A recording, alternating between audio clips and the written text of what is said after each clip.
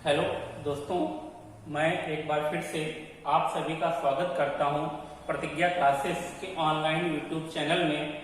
और हमारा विषय चल रहा था राष्ट्रीय आंदोलन। तो मैंने इसके पहले वीडियो में चर्चा की थी बंगाल विभाजन पर कि उस समय हमारे भारत में अंग्रेजों का सबसे बड़ा प्रांत बंगाल हुआ करता था और इसी बंगाल में राष्ट्रवाद की भावना पनप रही थी। और इसी राष्ट्रवाद की भावना को दबाने के लिए तत्कालीन वायसराय लॉर्ड कर्जन ने बंगाल का विभाजन कर दिया था ताकि राष्ट्रवाद की भावना दब सके। लेकिन हुआ उल्टा था और राष्ट्रवाद की भावना और अधिक प्रबल हो गई थी। इसीलिए लॉर्ड कर्जन को भारतीय राष्ट्रवाद का उत्प्रेरक माना जाता है।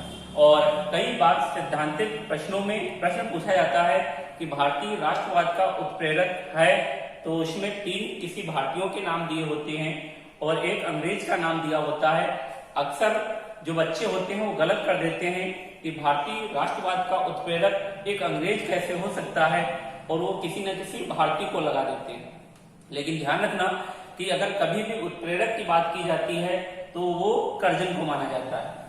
आगे अगर बात करें तो इसी बंगाल विभाजन का विरोध बाल गंगाधर तिलक द्वारा किया गया था और उनके अंतर्गत स्वदेशी आंदोलन चलाया गया था और पूरे भारत में स्वदेशी आंदोलन व्याप्त कर दिया गया था, जिसके तहत पाश्चात्य सामग्री अर्थात विदेशी सामग्री का बहिष्कार किया गया था। और इसी का कारण था कि कांग्रेस में ही आपसी विवाद होने लगे थे, क्योंकि कांग्रेस में जो कांग्रेस के आरंभिक सदस्य थे वृद्ध लोग, उनका कहना था कि जो ये बंगाल विभाजन है उसको बंगाल तक ही सीमित रखा जाए क्योंकि ये बंगाल का मुद्दा है, जबकि युवाओं का कहना था कि ये बंगाल का मुद्दा नहीं है, ये हमारे देश का मुद्दा है और इसे देश स्तर पर उठाया जाए और इसका विरोध किया जाए। और इन्हीं बातों को लेकर जो कांग्रेस में युवा और वृद्ध लोग थे, आपसी मतभेद स्टार्ट हो जाता है और जिसी का परिणाम निकल कर आता है 1907 सूरत अधिवेशन। उसमें कांग्रेस के ही 2 टुकड़े हो गए थे, नरम दल और गरम दल। अगर आगे बात करें तो ध्यान रखना कि पूरे देश स्तर पर स्वदेशी आंदोलन चलाया जाता है, युवाओं द्वारा बंगाल विभाजन का विरोध किया जाता है। और तब ब्रिटिश प्रशासन को लगता है कि अगर इसका उपचार जल्द से जल्द नहीं किया गया तो मामला बिगड़ सकता है, और इसीलिए ब्रिटिश प्रशासन जो लॉर्ड कर्जन था उसका शासन समाप्त कर दिया जाता है और उसे ब्रिटेन बुला लिया जाता है और इसकी जगह पर एक नया भारत का वायसराय बनाकर भेजा जाता है जिसका नाम था लॉर्ड मिंटो। लॉर्ड मिंटो द्वितीय को भारत का वायसराय बनाकर भेज दिया जाता है और इसी बंगाल विभाजन की जांच के लिए एक कमेटी गठित की जाती है, अरुडेल कमेटी। तो यहां से भी कई बार क्वेश्चन पूछे गए हैं कि अरुडेल कमेटी का गठन किस लिए किया गया था। तो ध्यान रखना, अरुडेल कमेटी का गठन बंगाल विभाजन की जांच के लिए किया गया था, क्योंकि भारत में राजनीतिक नैतिक विषमताएं फैल गई थी और इन्हीं राजनीतिक सुधारों के विषय में चर्चा करने के लिए अरुडेल कमेटी का गठन किया गया था कि भारतीय राजनीतिक जो क्रम चल रहे हैं उनमें सुधार किया जाए, बंगाल विभाजन की जांच की जाए कि बंगाल विभाजन जायज है या नहीं। और इसी अरुडेल कमेटी ने जब बंगाल विभाजन की जांच की तो इसने बताया कि जो बंगाल विभाजन है वो जायज नहीं है, अर्थात बंगाल विभाजन को रद्द किया जाए। और इसी अरुडेल कमेटी की सिफारिश पर आगे चलकर 1911 में ब्रिटिश प्रशासन ने बंगाल विभाजन को रद्द कर दिया था। तो आप लोग ध्यान रखना कि अरुडेल कमेटी का गठन बंगाल विभाजन की जांच के लिए किया गया था और इसी की सिफारिश पर 1911 में बंगाल विभाजन रद्द कर दिया गया था, क्योंकि इसकी रिपोर्ट में बताया गया था कि बंगाल विभाजन जायज नहीं है। और तभी एक और घटनाक्रम बंगाल में फैल जाता है, क्योंकि जो ढाका का नवाब था, नाम था समीउल्लाह खां।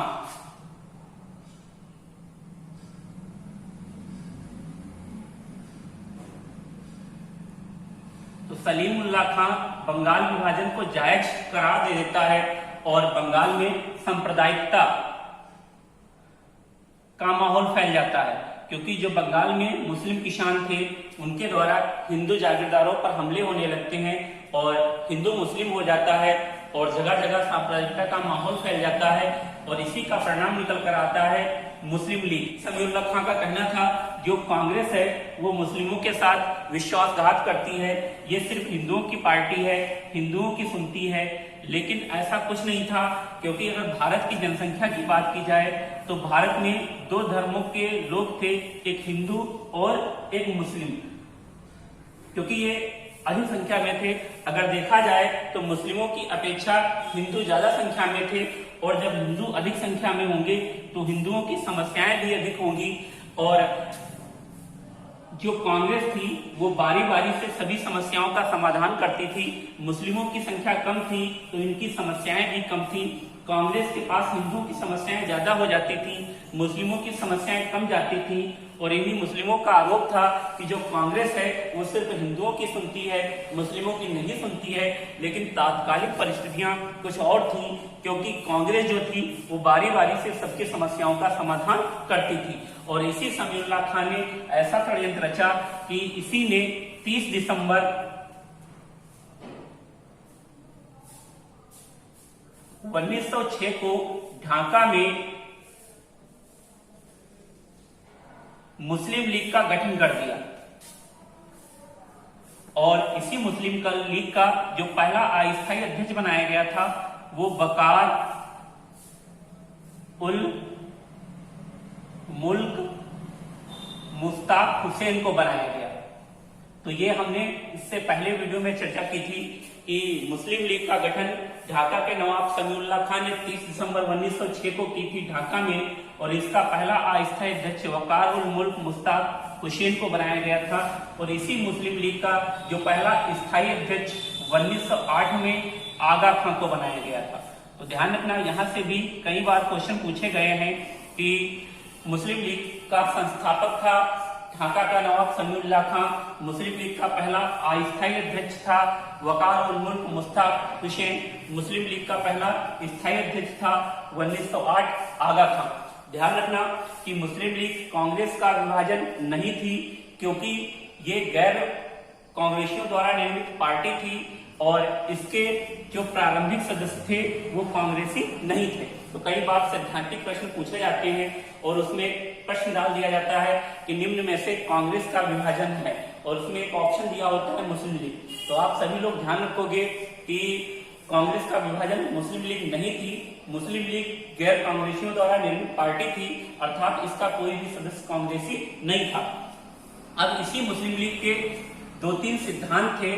तो इसका जो पहला सिद्धांत था कि ब्रिटिश प्रशासन के हितैषी बने रहना, तो पहला इसका यही कार्य था कि ब्रिटिश प्रशासन के हितैषी बने रहना, अर्थात उसके तलवे चाटना। और दूसरा इसका कार्य था कि सिर्फ मुस्लिम समर्थित बातें करना और मुस्लिम के हितों की रक्षा करना। और तीसरा इसका उद्देश्य था कि कांग्रेस की नीतियों को विफल करना, अर्थात जो कांग्रेस की नीतियां हैं, जो कांग्रेस का बहिष्कार आंदोलन चल रहा है, स्वदेशी आंदोलन चल रहा है, उसका बहिष्कार करना। और इसी मुस्लिम लीग ने कांग्रेस की नीतियों को विफल किया था, क्योंकि इसी कांग्रेस ने बंगाल विभाजन का विरोध किया था और युवाओं द्वारा एक आंदोलन चलाया जा रहा था, स्वदेशी आंदोलन, और जिसके तहत विदेशी सामग्रियों का बहिष्कार किया जा रहा था, विदेशी बर्तन, विदेशी चूड़ी आदि चीजों का बहिष्कार किया जा रहा था। लेकिन इसी मुस्लिम लीग ने विदेशी बर्तन और विदेशी चूड़ियों को घर में रखा था, अर्थात सभी मुस्लिमों से कहा था कि आप विदेशी वस्तुओं का बहिष्कार ना करिए। अर्थात ब्रिटिश प्रशासन ने कह सकते हो कि भारत में सांप्रदायिकता का माहौल फैला दिया था, अर्थात हिंदू मुस्लिम करके सांप्रदायिक दंगा फैला रहे थे और वोट डालो और राज करो की नीति के तहत प्रशासन कर रहे थे। कुछ ऐसे भारतीय मुस्लिम लोग थे जो मुस्लिम लीग की नीतियों के विरुद्ध थे और उन्होंने ही एक आंदोलन चलाया था, अहरार आंदोलन। तो ये भी कई बार एग्जाम में पूछा गया है कि अहरार आंदोलन किसने चलाया था।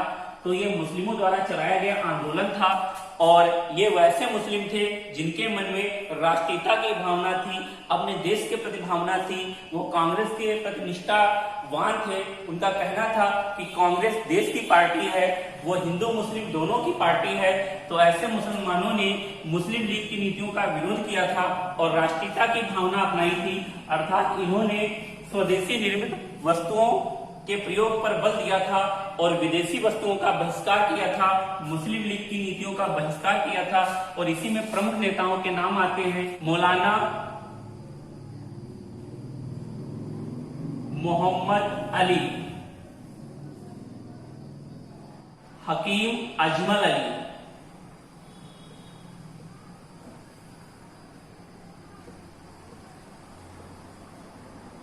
हसन इनाम। तो ये आदि नेता थे जिन्होंने अरहर आंदोलन चलाया था, अर्थात मुस्लिम लीग का विरोध किया था, राष्ट्रीयता की भावना अपनाई थी और पाश्चात्य सामग्री का विरोध किया था। इन सब की वजह से ब्रिटिश प्रशासन की बल्ले बल्ले हो गई थी, अर्थात ब्रिटिश प्रशासन ना मुस्लिम लीग की सुन रहा था, न कांग्रेस की सुन रहा था और उसका एक ही नियम था, वोट डालो और राज करो। तो अगर बात करें भारत की, तो भारत में अब स्थिति हो गई थी त्रिसंघ, क्योंकि एक तरफ था ब्रिटिश प्रशासन और ब्रिटिश प्रशासन ने ही 1885 में स्थापना करवाई थी कांग्रेस की, लेकिन बंगाल विभाजन के बाद गैर कांग्रेसियों द्वारा, ऐसे मुसलमानों द्वारा मुस्लिम लीग का गठन हुआ था जो कांग्रेस पर आरोप लगाते थे और इन्हीं की वजह से एक और पार्टी बन गई थी मुस्लिम लीग। तो अब भारत में स्थिति हो गई थी त्रिसंघ की। अब बात ये हो गई थी कि अगर मुस्लिम लीग को किसी भी प्रकार की समस्या होती तो मुस्लिम लीग ब्रिटिश प्रशासन के पास जाता और अपनी समस्या रखता और ब्रिटिश प्रशासन सीधे सीधे कह देता कि भैया हमने स्थापना करवाई है कांग्रेस की, हमने आपकी स्थापना नहीं करवाई है। अगर आपको किसी भी प्रकार की समस्या है तो आप कांग्रेस के पास जाइए, कांग्रेस से कहिए, कांग्रेस हमसे कहेगी, हम समस्या का समाधान कर देंगे। और आप सभी लोग जानते हो अगर मुस्लिम लीग को कांग्रेस से कहना होता तो ये अलग पार्टी ही ना बनी होती। अब अगर बात करें तो दूसरे दिन अगर कांग्रेस किसी भी प्रकार की समस्या लेकर ब्रिटिश प्रशासन के पास जाती थी तो कांग्रेस अपनी जैसे ही समस्या बताती तो ब्रिटिश प्रशासन इनके मजे लेता, इनकी खिल्लियां उड़ाता और कहता कि भैया कल ही आए थे मुस्लिम लीग के लोग और अपनी मांगे कर रख रहे थे, अब आप ही भैया डिसाइड करिए कि आपकी मांगों को हम पूरा करें या मुस्लिम लीग की मांगों को पूरा करें। आप जाइए, मैं सिर्फ एक की मांग पूरा करूंगा, या आपकी या मुस्लिम लीग, और आप दोनों जाइए आपस में डिसाइड करिए कि पार्टी कौन है। अब ब्रिटिश प्रशासन की बल्ले बल्ले हो गई थी। ब्रिटिश प्रशासन ना कांग्रेस की सुन रहा था ना मुस्लिम लीग की सुन रहा था, अर्थात प्रशासन वोट डालो और राज करो की नीति पर कार्य कर रहा था। और इसी के कारण एक नया परिणाम निकल कर आता है, कांग्रेस का खुद का विभाजन 1907। तो बात करते हैं सूरत अधिवेशन 1907 की, कांग्रेस का विभाजन।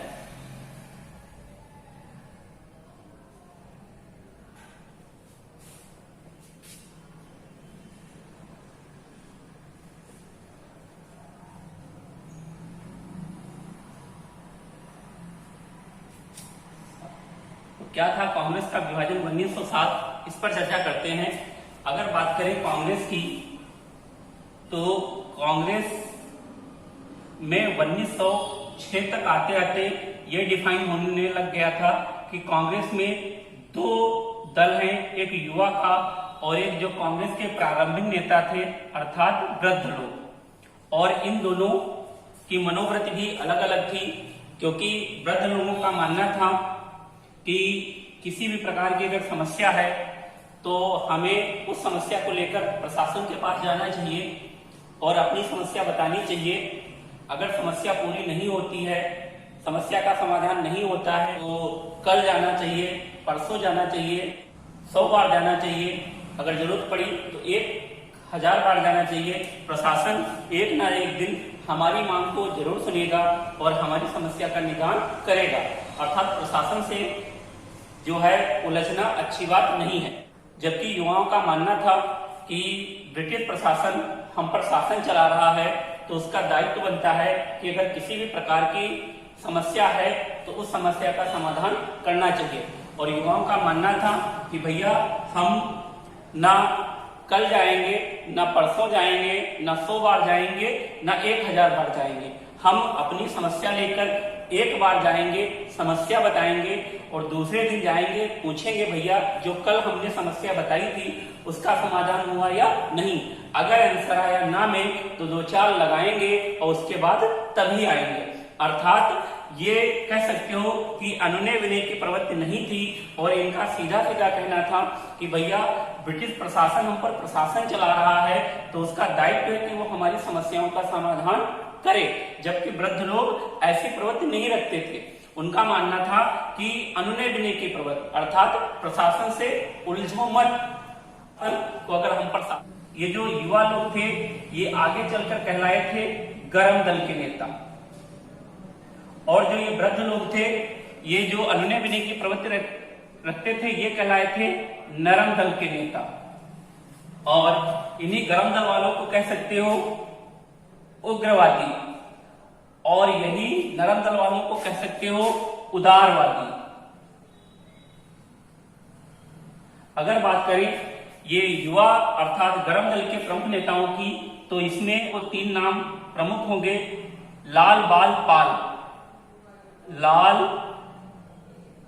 बाल पाल, आप सभी को याद है लाला लाजपत राय, बाल गंगाधर तिलक और बिपिन चंद्र पाल।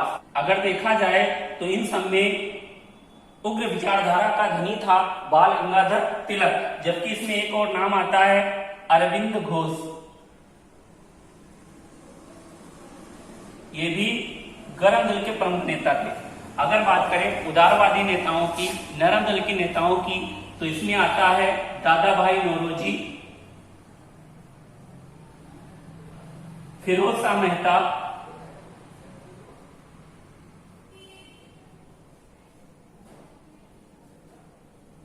गोपाल कृष्ण गोखले,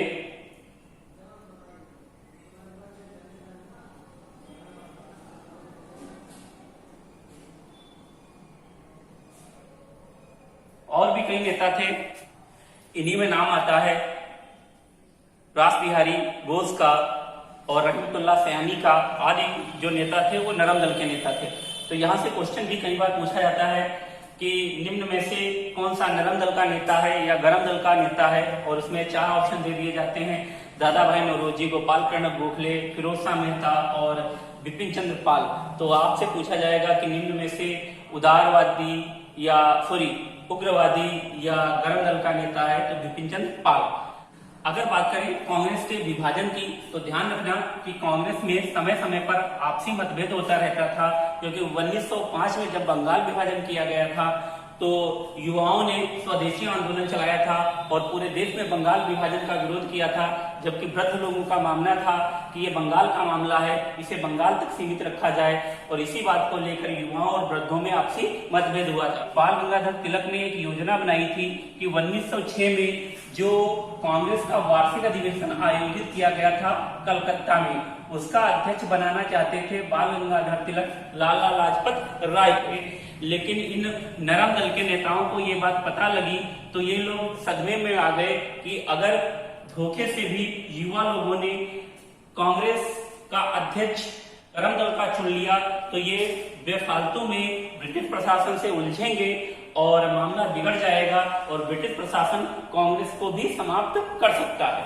और इस बात को लेकर नरम दल के नेताओं ने एक ऐसी चाल चली कि कलकत्ता अधिवेशन का अध्यक्ष बना दिया दादा भाई नौरोजी को, क्योंकि दादा भाई नौरोजी कांग्रेस के सबसे वयोवृद्ध पुरुष थे, अर्थात सबसे बुजुर्ग सदस्य थे। और जैसे ही दादा भाई नौरोजी का नाम सजेस्ट किया गया तो चाहे युवा दल का नेता हो चाहे वृद्ध नेता हो, किसी ने भी अपना नाम सजेस्ट नहीं किया और 1906 कलकत्ता अधिवेशन का अध्यक्ष चुना गया दादा भाई नौरोजी को। ध्यान रखना, युवाओं ने जब दबाव डाला था तो इसी अधिवेशन में दादा भाई नौरोजी ने स्वराज की मांग की थी और इसी में 4 शब्द पारित किए थे, स्वदेशी, स्वशासन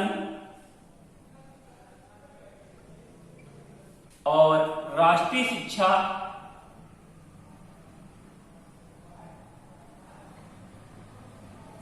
और बहिष्कार।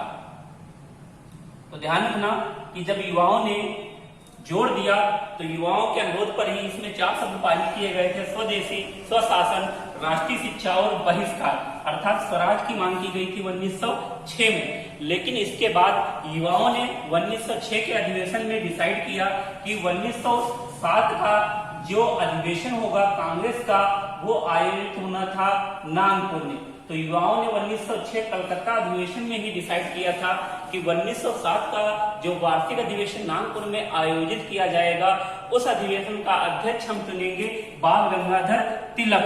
तो ये पहले ही डिसाइड हो गया था और ये सोचा था कि अगर बाल गंगाधर तिलक कांग्रेस के अध्यक्ष बन गए तो साल भर कांग्रेस पर अपनी हुकूमत चलेगी और अपनी शक्ति का प्रयोग करते हुए अंग्रेजों को देश से भगा देंगे।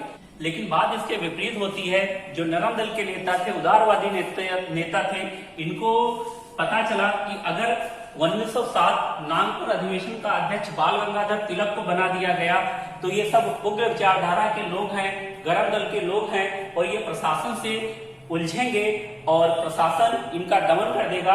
अर्थात कहने का मतलब ये था कि उदारवादी लोग प्रशासन से आर पार की लड़ाई नहीं चाहते थे, सीधे लड़ाई नहीं चाहते थे और इसीलिए उदारवादी नेताओं ने कहा कि भैया इसका कुछ समाधान किया जाए और जिसके तहत इसी नरम दल के प्रमुख नेता थे फिरोज शाह मेहता ने, और इन्होंने ऐसी चाल चली कि सांप भी मर गया और लाठी भी ना टूटी।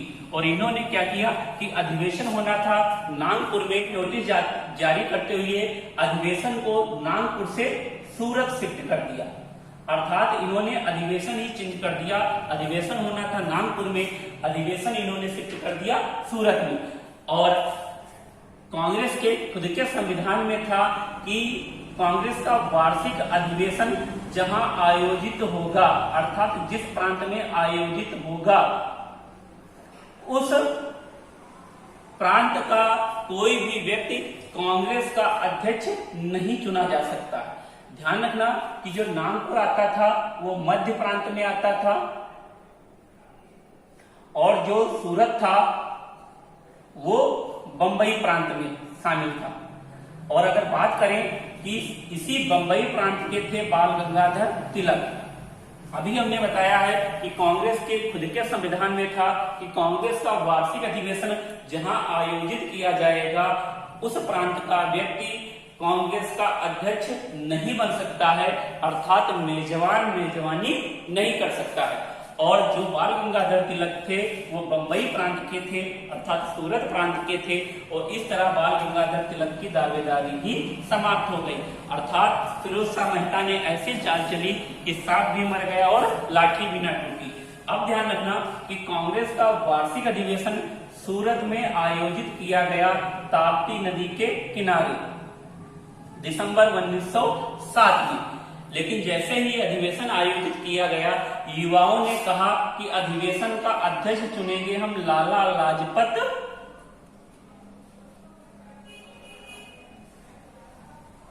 राय को। और जैसे ही युवाओं ने कहा कि हम अध्यक्ष चुनेंगे लाला लाजपत राय को, तो भैया उदारवादी लोगों ने कहा कि वाह क्या बात है, कभी अपना अध्यक्ष बनाते हो बाल गंगाधर तिलक को और कभी अपना अध्यक्ष बनाते हो लाला लाजपत राय को।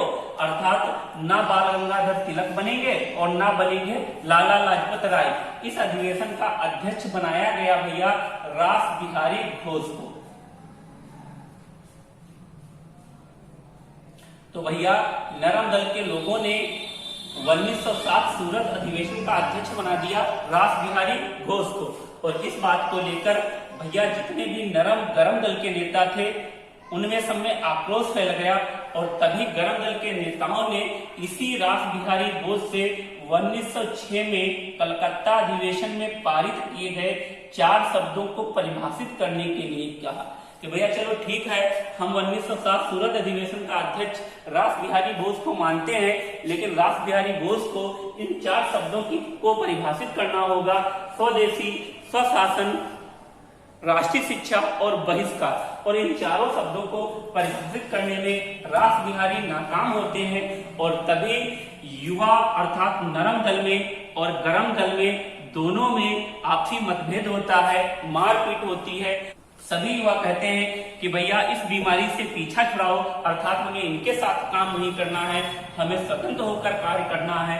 और भैया 1907 में कांग्रेस के ही दो टुकड़े हो जाते हैं, अर्थात कांग्रेस ही नरम दल और गरम दल में विभाजित हो जाती है। तो ध्यान रखना, ये कांग्रेस की स्थापना के बाद कांग्रेस का पहली बार विभाजन हुआ था, अर्थात ये कांग्रेस का पहला विभाजन था 1907 सूरत अधिवेशन में, नरम दल में और गर्म दल में।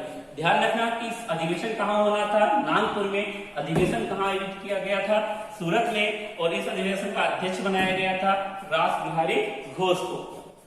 इन्हीं गर्म दल के नेताओं ने अपनी पार्टी का नाम रखा था नेशनलिस्ट पार्टी, जबकि जो उदारवादी लोग थे, नरम दल के नेता थे, वो स्वयं को राष्ट्रीय कांग्रेस के नाम से जानते थे, जबकि युवाओं ने अपनी पार्टी का नाम रखा था नेशनलिस्ट पार्टी। इसी पर तत्कालीन वायसराय लॉर्ड मिंटो ने कहा था कि सूरत में कांग्रेस का पतन हमारी सबसे बड़ी जीत है। तो ये कहीं एग्जाम में पूछा गया क्वेश्चन है कि सूरत अधिवेशन अर्थात कांग्रेस के विभाजन पर लॉर्ड मिंटो ने क्या कहा था, तो यही कहा था कि सूरत में कांग्रेस का विभाजन हमारी सबसे बड़ी जीत है। और आप सभी लोगों को हमारा वीडियो अच्छा लगे तो लाइक करिए, कमेंट करिए, शेयर करिए तथा अपने दोस्तों को भी बताइए। अगर किसी भी प्रकार की समस्या है तो हमारा कॉन्टेक्ट नंबर है 83 18 57 90 22। इस पर कॉल करिए और आपकी सारी समस्याओं का समाधान किया जाएगा। धन्यवाद।